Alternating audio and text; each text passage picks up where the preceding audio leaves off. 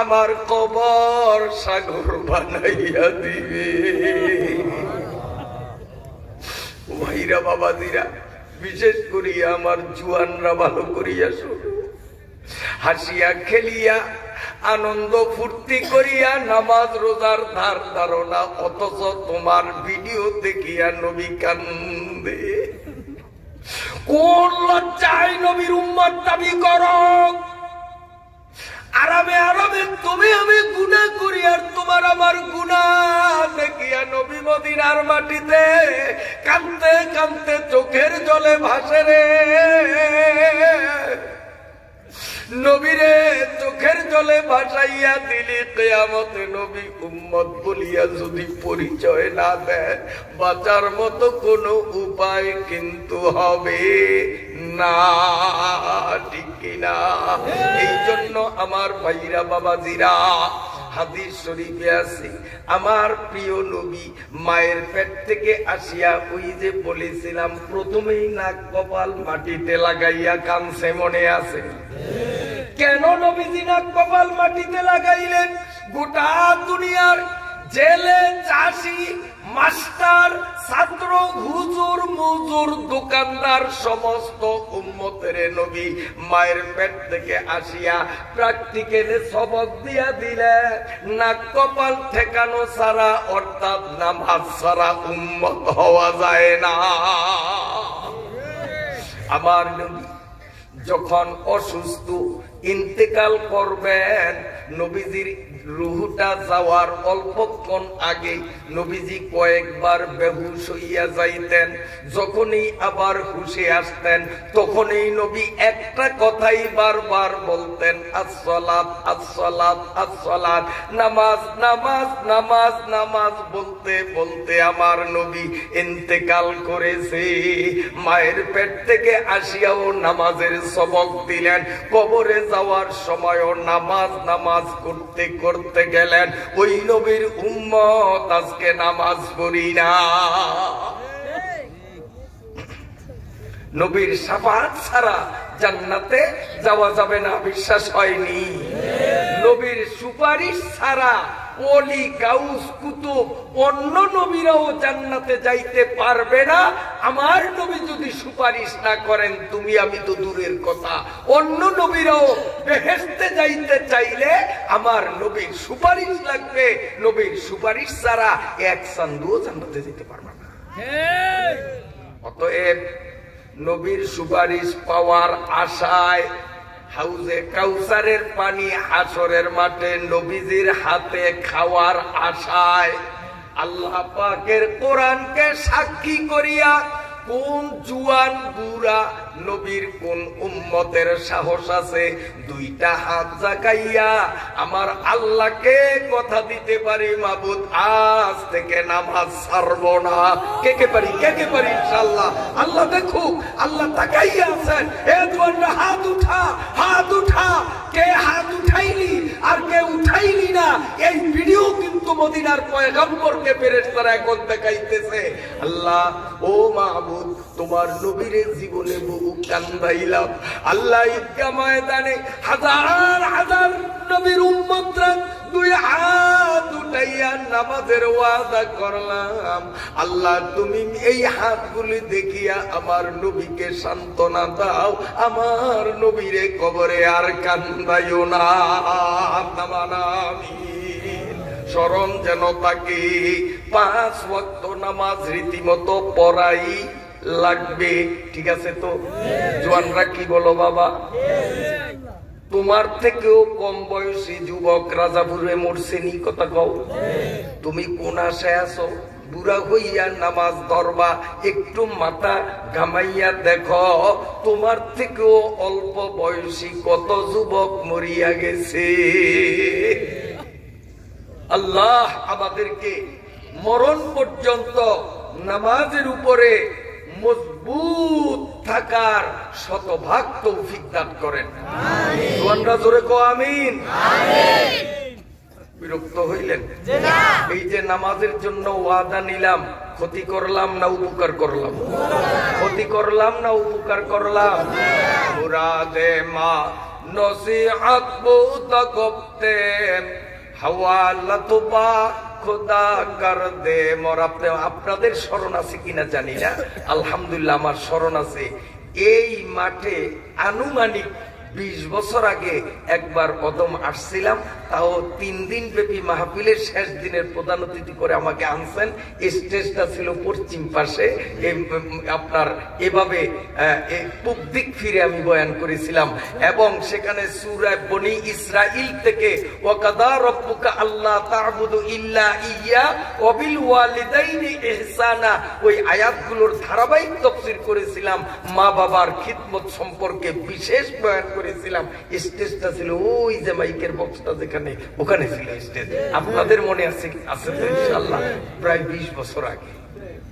আবার আল্লাহ পাকের মর্জি, এই দীর্ঘ বিরাট একটা গ্যাপের পরে আল্লাহ আপনাদের মতো নেককার ইমানদার নবী প্রেমিকদের খেদমতে এই গুনাহগারকে আবারও প্রায় 20 বছর পরে আনলেন। যখন আনলেন এই সুযোগে আমি নসিহতের উদ্দেশ্যে নামাজের ওয়াদাটা নিলাম। মানেন কি না মানেন সেটা আপনার ব্যাপার, আপনার আল্লাহ আর আল্লাহর নবীর ব্যাপার, আমি কিচ্ছু জানি না। ঠিক আছে কিনা? ওয়াদা কিন্তু দিছেন। এখন নামাজ পড়েন কি পড়েন না সেটা আপনার আর আল্লাহর আর নবীর ব্যাপার। 3 জনে মিলা যা হয় হোক আমি জানি না, কিন্তু ওয়াদা কিন্তু নিলাম আর আল্লাহর কোরআনও কিন্তু সাক্ষী। মনে থাকবে তো? এই জওয়ানরা মনে থাকবে?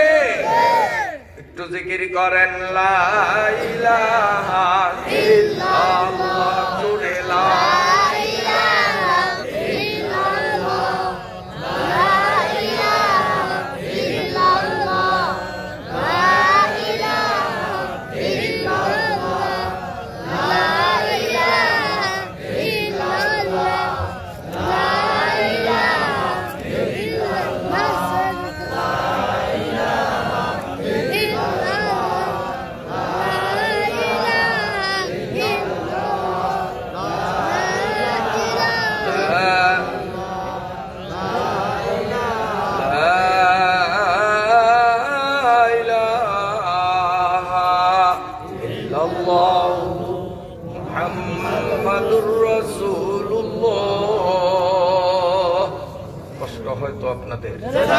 কথা বলবো, এখনো তো শুরুই করি নাই। করবো শুরু, অনুমতি দিলে করি, নইলে আজকে থাক।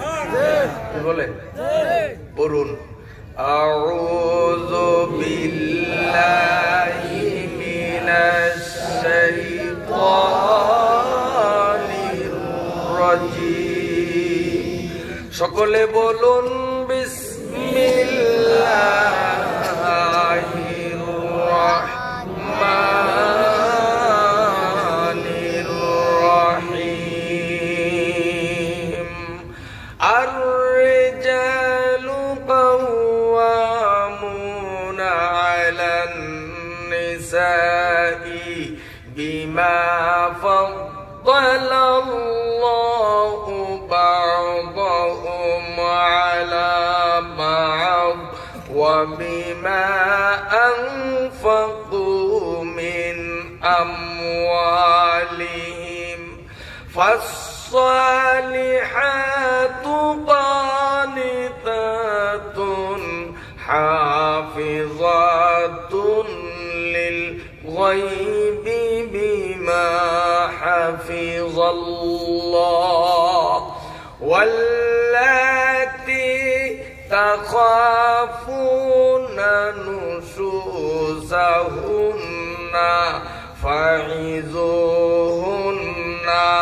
ওয়াহজুরুহুন্না ফিল মাদাজি'i ওয়াদরিবুহুন। ফাইন আতা'নাকুম ফালা তাবগু আলাইহিন্না সাবিলা। ইন্নাল্লাহা কানা আলিয়ান কাবীরা। সকলে বলুন সাদাকাল্লাহু মাওলানাল আযীম। আয়াতের বিস্তারিত তাফসীর সম্ভব হবে না, কারণ সময় মোটামুটি কম হয় নাই। মাহফিলও আজ যেহেতু শেষ নয়, আগামী দিনও চলবে। সব দিক বিবেচনা করে আমরা ইনশাআল্লাহ সময় মতোই বিদায় নেব। এর মধ্যে যতটুকু সম্ভব কিছু কথা বলবো, বিস্তারিত তাফসীর সম্ভব হবে না। এবার বলুন, শুনুন, খুব সংক্ষেপে বলবো। মানুষ দুই প্রকার লিঙ্গ ভেদে, একদল পুরুষ আর একদল নারী। ও পর্দার আড়ালের মায়েরা, আমার আল্লাহ সূরা নিসার মধ্যে কি চমৎকার ভাবে বলতেছেন। এই কথাগুলো যদি এই রাজাপুর 1 নম্বর ইউনিয়নের নারীগুলো অক্ষরে অক্ষরে মানতে পারো, এই এলাকার পুরুষরাও যদি আল্লাহ পাকের কোরআনের এই আয়াতের বিষয়গুলো যদি মানতে পারেন, আমি কসম করে বলতে পারি, নিশ্চয়তা আর গ্যারান্টি দিতে পারি, সংসারে স্বামী স্ত্রীর মাঝে কোনোদিন ঝগড়াঝাটি হবে না। যদি 3 দিনেরও উপবাস, স্বামী গরিব মানুষ, চাউল ডাউল আনতে পারে না, তারপরেও সংসারে কোন রকম অশান্তি হবে না। না খাইয়াও স্বামী স্ত্রী একজন আরেকজনের জন্য পাগল, সুখের সংসার তাদের চলবে। আর এই কথাগুলি যদি অমান্য কোন নারী অথবা পুরুষ করে, সোনা গয়না মাছে ভাতে তাকে ঠাকিয়া রাখলেও আমি কসম করে বলবো, স্বামী স্ত্রী থাকবে সাপ বেশি, ওই সংসারে খাইয়া পড়িয়াও শান্তি চোখে দেখবে না। সংসারে শান্তি চান? সবাই চান? তাহলে আল্লাহর কথার দিকে মনোনিবেশ করুন। আমার আল্লাহ বলেন, আর-রিজালু কাওয়ামুনা আলান নিসা। আল্লাহ পাক বলেন, নারী আর পুরুষ দুইটা দল। মর্যাদার দিক দিয়া আমি নারীর থেকে পুরুষকে বড় বানাইলাম। ও পর্দার আড়ালের মায়েরা শোনো, মর্যাদার দিক থেকে পুরুষ নারীর থেকে বড়। নারীরা পুরুষকে মর্যাদা দিতেই হবে।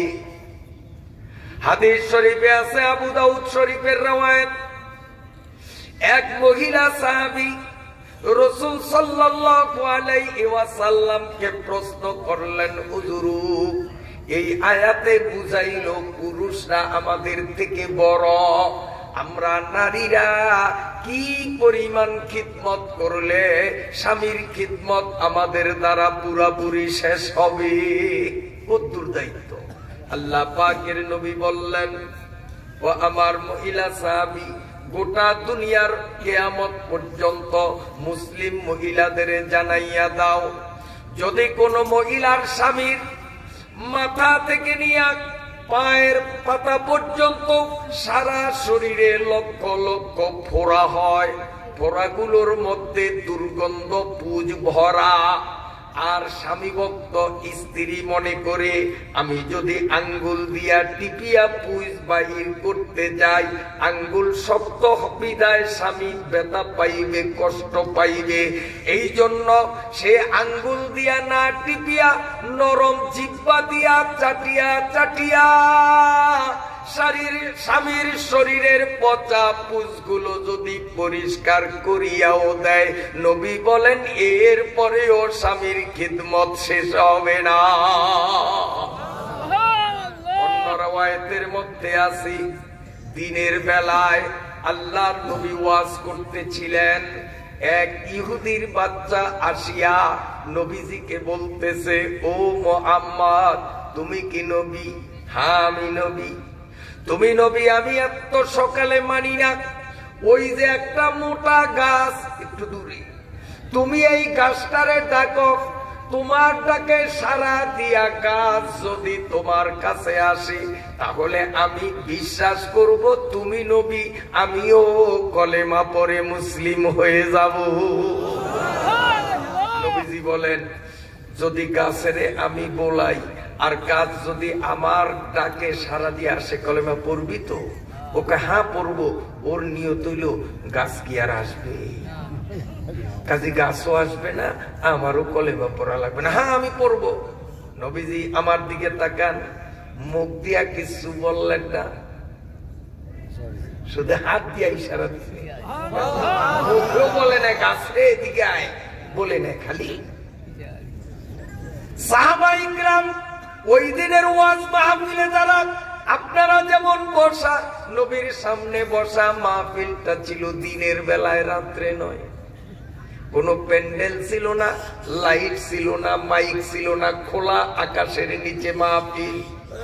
সাহাবায়ে কিরাম বলে এই দিনের বেলায় আমরা প্রত্যেকের যার যার দুইটা চক্ষু দিয়া দেখলাম নবী গাছের যখন এইভাবে ইশারা দিলেন, সাথে সাথে মোটা গাছটা একদিকে ঝুঁকিয়া গেল, এই পাশের শিকড় গুলো মাটির থেকে আলাদা হইয়া গেল, আবার গাছটা এই দিকে কাত হলো, এই দিকের শিকড় গুলো মাটির থেকে উঠিয়া গেল।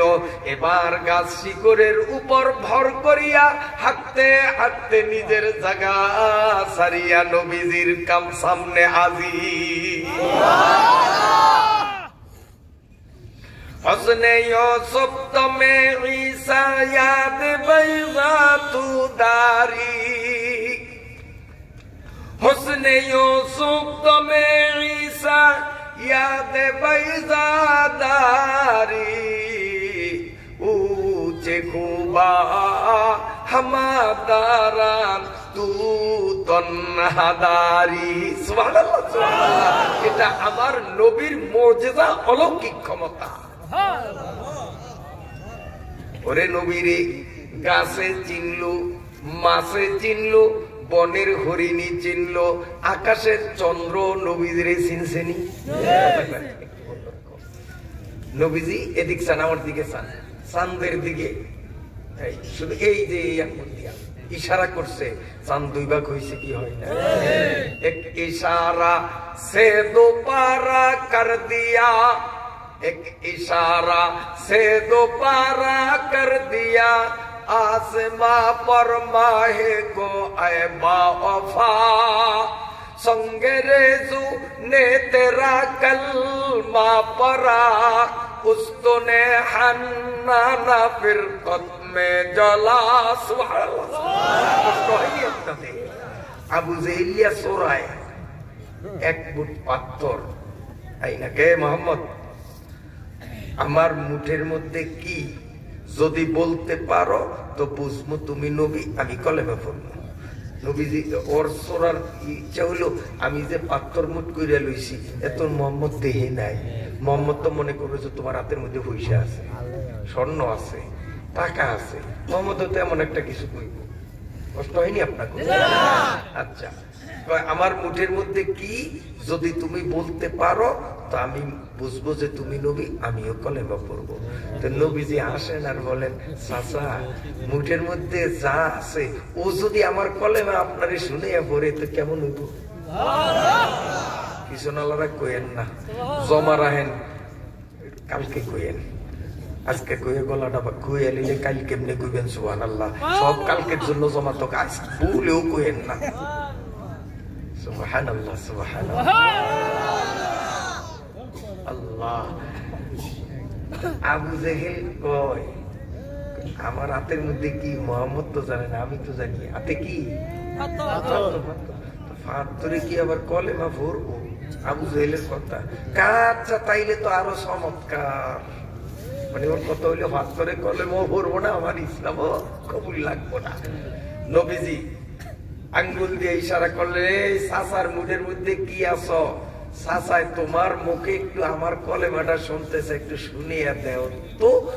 তো কইয়া সারে নাই, অমনি আবু জেহেলের মুখের মধ্যে যতটা পাথর ছিল প্রত্যেকটা পাথরে চিৎকার দিয়া স্লোগান দিল, লা ইলাহা ইল্লাল্লাহু মুহাম্মাদুর রাসূলুল্লাহ।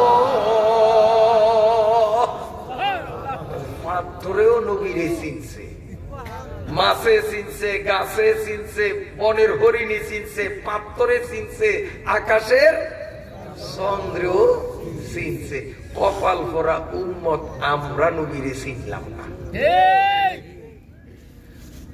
মদিনার মসজিদে, এই যে মসজিদে মিম্বর আছে না, জুমার মসজিদে, এই মিম্বর প্রথম আমলে ছিল না। তো নবীজি শুক্রবারে খুতবা দিতেন একটা খেজুর গাছের সাথে হেলান দিয়া, এই খেজুর গাছের মাথা কাটা, মরা মাথা কাটা। অন্যান্য গাছের মাথা কাটলে কিন্তু মরে না, কিন্তু খেজুর গাছের মাথা কাটলে বাঁচে না। এটা খেজুর গাছের স্বভাব। এই মাথা কাটা মরা খেজুর গাছ, ওইটার সাথে নবীজি হেলান দিয়া শুক্রবারে খুতবা দিতেন। দাঁড়াইয়া, মিম্বার ছিল না। পরে যখন এক মহিলা নবীজিরে মিম্বর বানাইয়া দিলেন, তখন নবীজি মিম্বরে বসিয়া যখন খুতবা দিবেন, মিম্বরে যখন বসলেন, পাশেই সেই মরা খেজুর গাছ ফোপাইয়া ফোপাইয়া কানতে শুরু করলু। মসজিদের সব মুসল্লিরা শুনে কে জানি কান্দে, নবীজিও শুনে কে জানি কান্দে। পুরা মসজিদ চেক করলো, কাউকে কান্দতে দেখা গেল না। শেষ পর্যন্ত সবাই লক্ষ্য করলো, না রে গাছে তো কান্দে লাগে। সবাই গাছের কাছে আসলো, দেখে ওই মরা গাছ ফুবাইয়া ফুবাইয়া কান্দি।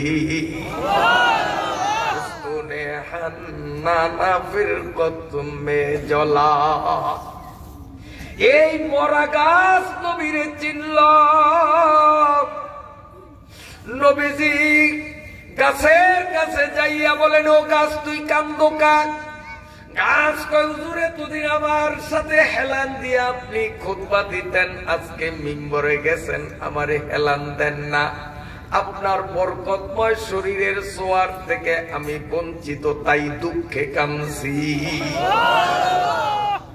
নবীজি, আমরা বাচ্চাদেরকে যেমন সাসাইয়া পোসাইয়া থামাইতে চাই, নবীজিও খেজুর গাছটারে থামায়, কান্দিস না গাছ, কান্দিস না, থাম।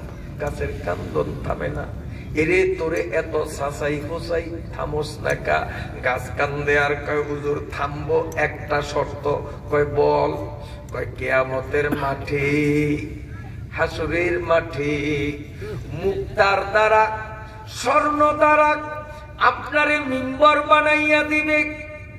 সেদিন ওই স্বর্ণ মুক্তার মিম্বরে না বসিয়া আমি খেজুর গাছে হেলান দিয়া দাঁড়াইবেন কিনা, এই ওয়াদাটা যদি আমারে দেন, তাহলে আমি কান্না বন্ধ করব, নইলে কান্না বন্ধ হবে না।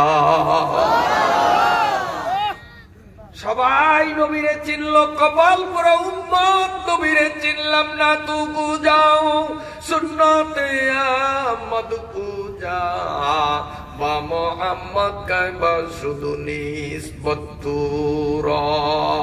সাহাবীরা বলে, গাছটা এদিক এদিক কাত হইয়া শিকড় উঠাইয়া ওই শিকড়ের উপর হাঁটিয়া হাঁটিয়া নবীজির সামনে হাজির।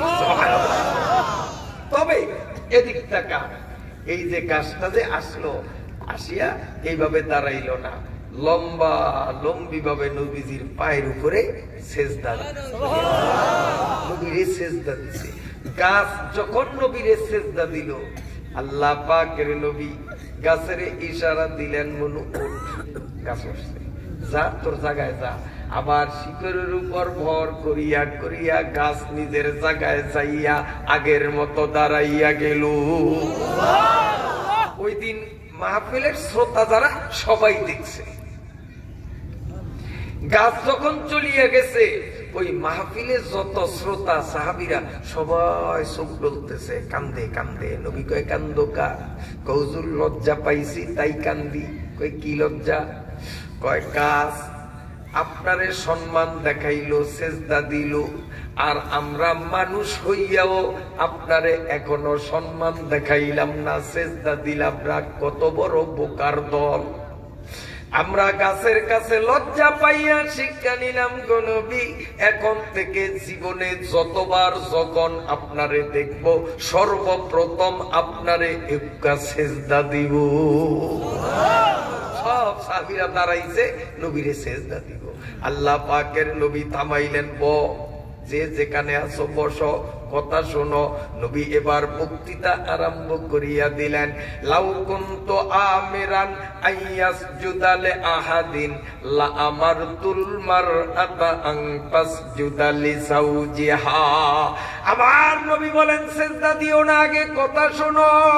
ইসলামী শরীয়তের মধ্যে মুসলমানের সিজদা পাওয়ার মালিক হলেন একমাত্র আল্লাহ।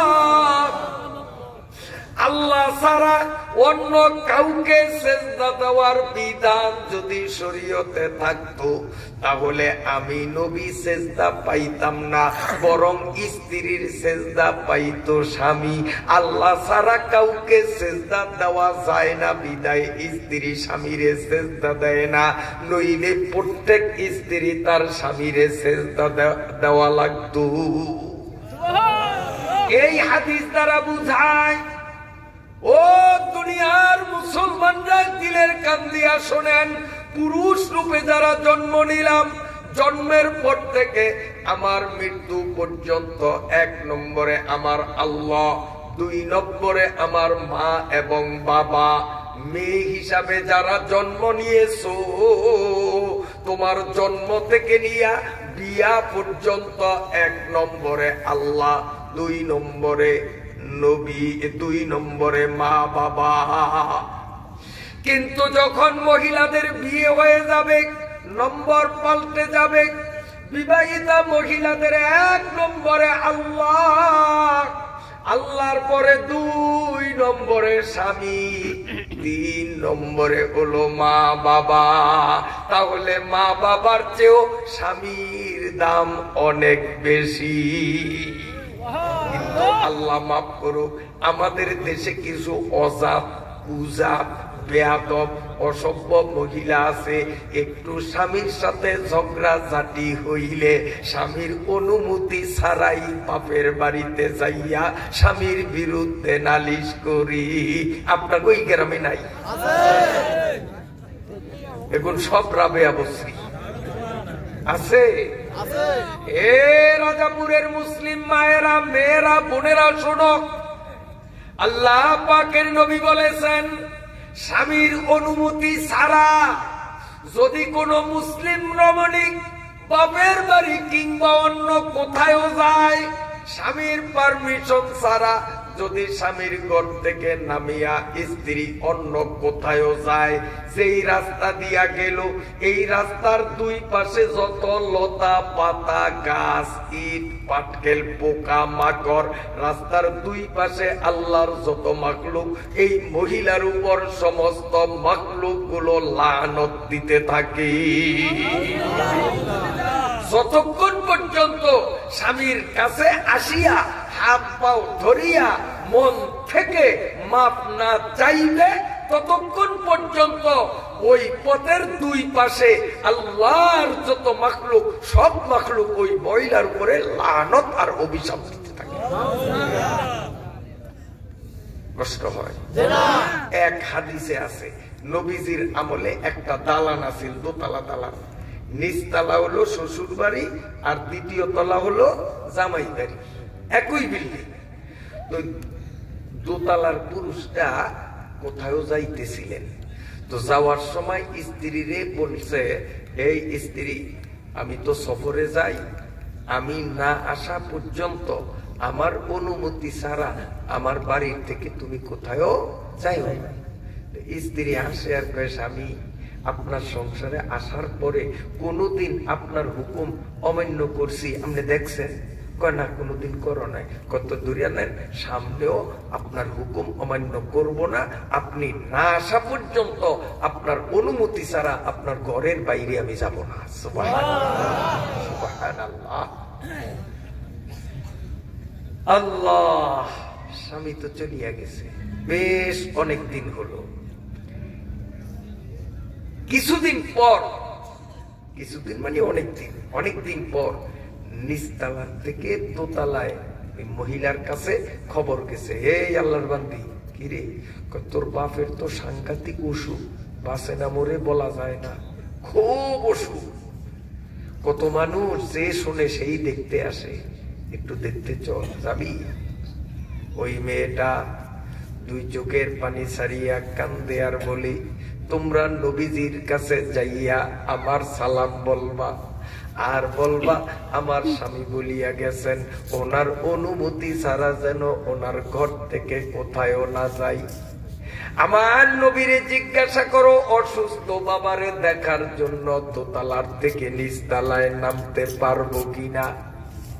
নবীজি অনুমতি দিলে নামবো, নইলে নামবো না।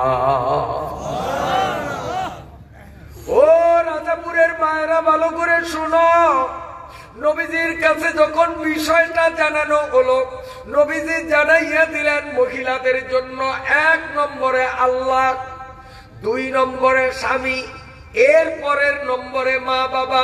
অতএব অসুস্থ বাবারে দেখতে যদি সিঁড়ি বাইয়া দোতলার থেকে নিচতলায় নামে, স্বামীর হুকুম লঙ্ঘন হয়ে যাবে।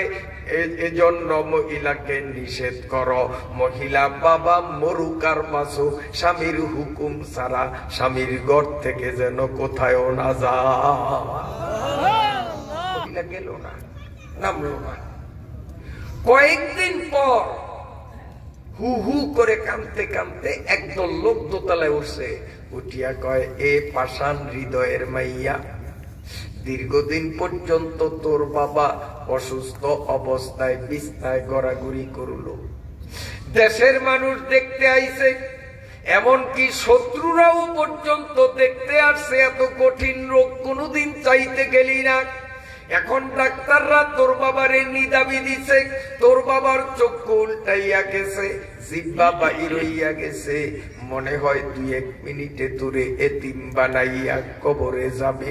মরণকালে বাবার মুখে 1 ফোঁটা পানি দিতে মন চাইলে দেরি কইরো না, তাড়াতাড়ি নামো। কত বড় মান্তি, একই বিল্ডিং এর দোতলার নিচতলা। ওরে তোর বাবার চোখ উল্টে গেছে, জিহ্বা বাইর হইয়া গেছে, মরণকালে যদি বাপের মুখে 1 ফোঁটা পানি দিতে মন চায়, তাড়াতাড়ি চল। মেয়েটা টপ টপ করে 2 চোখের পানি ছাড়িয়া কানলো আর বলল, না, মরণকালে বাবার মুখে পানি দিতে আমি যদি নিচতলায় যাই, আমার স্বামীর হুকুম অমান্য হয়ে যাবে, আমি যাব না। কারণ বাবার চেয়েও স্বামীর মূল্য হলো বেশি। লোকেরা অবাক হয়ে গেল। 2-1 দিন পরে আবার দোতলায় খবর গেল, এরে পাষাণ হৃদয়ের মানুষ, তোর বাবা অসুস্থ ছিল, দেখতে গেলি না, মরণকালে 1 ফোঁটা পানিও বাবার মুখে দিলি না। তোর ওই জনম দুঃখী বাবা, জন্মদাতা বাবা, জনমের মতো তোরে এতিম বানাইয়া দুনিয়ার থেকে বিদায় নিয়ে গেছে। গোরস্থান